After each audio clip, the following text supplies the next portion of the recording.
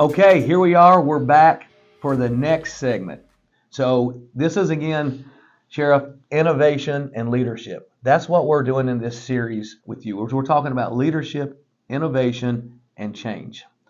So you've just recently purchased some BolaWrap 150s for a trial to get started. Yes. It's BolaWrap is the only non-lethal, non-pain compliant remote restraint device in the world. It changes the world. We truly believe it's going to change the world. It's going to change the industry.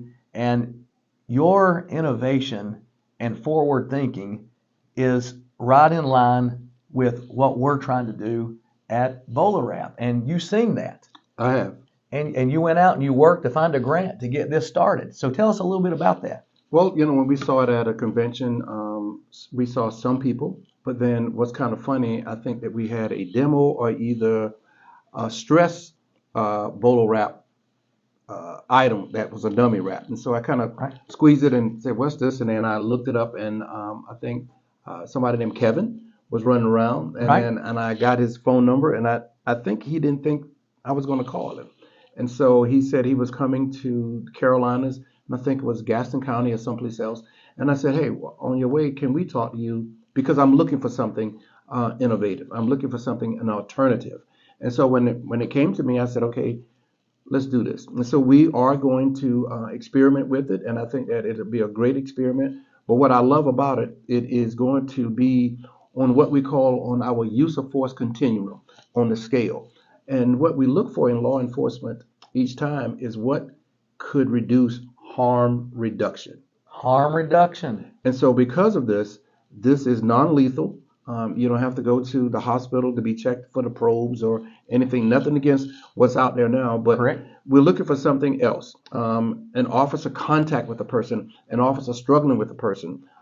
This will absolutely help us with the control of the person, but again, harm reduction. And that's what we're looking for. Yeah, and if you look at, about 81% of the deployments across the country, BolaWrap is in 1,300 agencies across the country in about 63 countries. What you find is about 81% of the time is a mixture of either mental health crisis or a substance abuse crisis. Absolutely.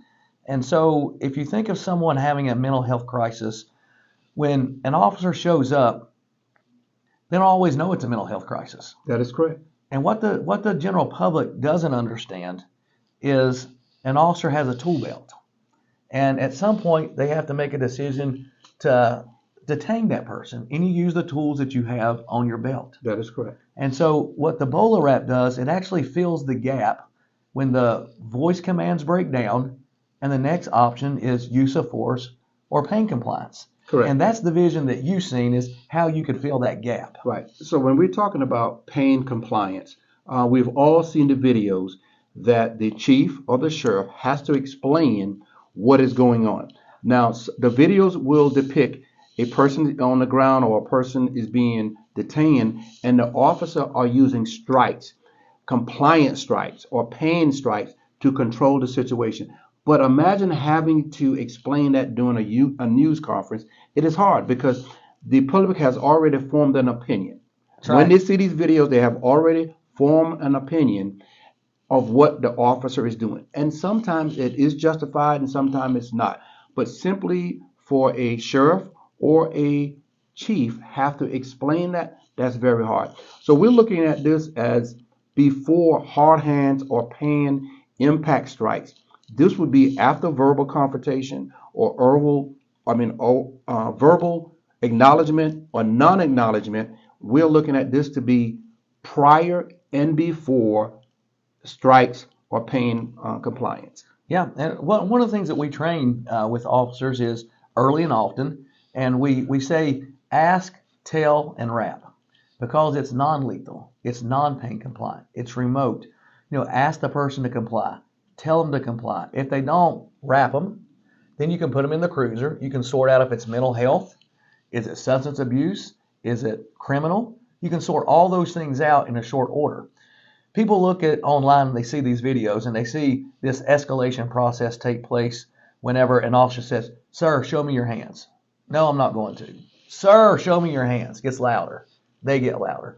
people that are in a crisis a lot of times don't hear the words, but they hear the tone. Tone continues to get louder and louder.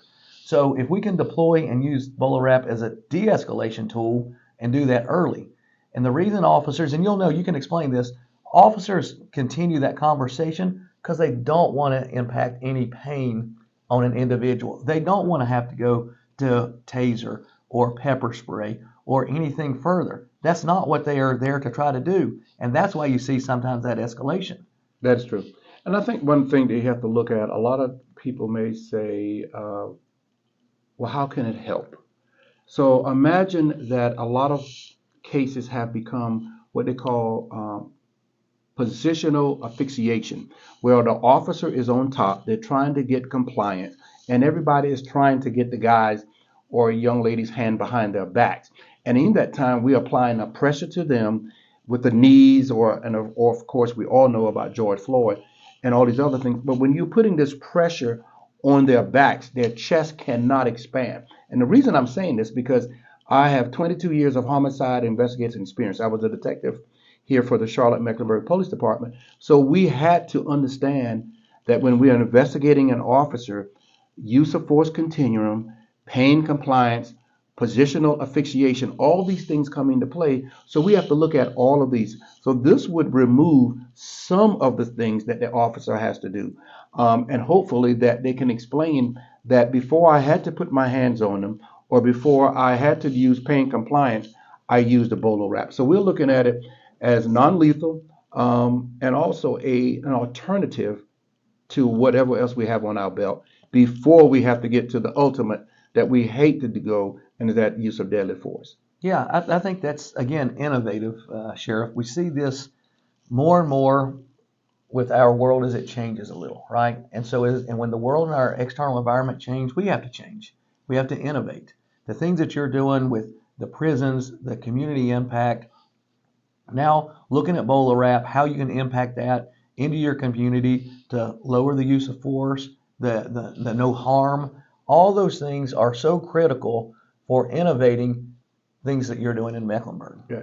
And here's a little bit of tidbit of information that most people don't know. The United States Supreme Court decision, Graham versus Connor, that governs all of the use of force with all law enforcement across this country. Graham versus Connor, United States Supreme Court decision, that case happened in Charlotte, North Carolina. Are you kidding? In 1984 with one of our officers by the name of Marion Sylvester Connor. The funny part, and most people don't know this, and I didn't know if you knew that, Marion Connor was in my team or district that day, and me and Connor were homicide partners until we both retired. So when we're talking about the use of force, that happened in Charlotte, North Carolina, and who it's named after, Graham versus Connor. Connor was my partner, and we dealt with Graham even after that decision was made. Wow. And so you understand it more than I do, for sure. And I appreciate your ability to help me and the community understand those things. It's just use of force is a friend of mine says, use of force is ugly no matter justified or not, right? No matter what it is. And so if we can find ways to lower that and to resolve situations more quickly, suicide by cop, that's a term that really I never knew a lot about until the last year or so. It's an incredible thing that officers are put into that situation on a regular basis, right? Every day. And with the mental health crisis we have in our country, we're seeing it more and more. That's true. BolaWrap can be pretty effective in those situations where someone's not having harm to the officer, but that's a situation. You can detain that person quickly before they hurt themselves, hurt someone else, or make an attempt on an officer. That is true. And we're hoping that we're going to learn from it. We hope that we can show people how it is humane, but the main thing is harm reduction. So imagine somebody has something in their pocket, but then they're wrapped where they can't get it. And then you can detain them and remove that item. We have to wait to say, well, what color was the item? Did you see the item? But, to bring that on the scale of the use of force continuum to the part before hard hands, before it strikes, that we have to explain, that's what we're looking forward to. Harm reduction, not having to take somebody to the hospital, not having the clearance by a medical staff personnel, that is what we're looking for.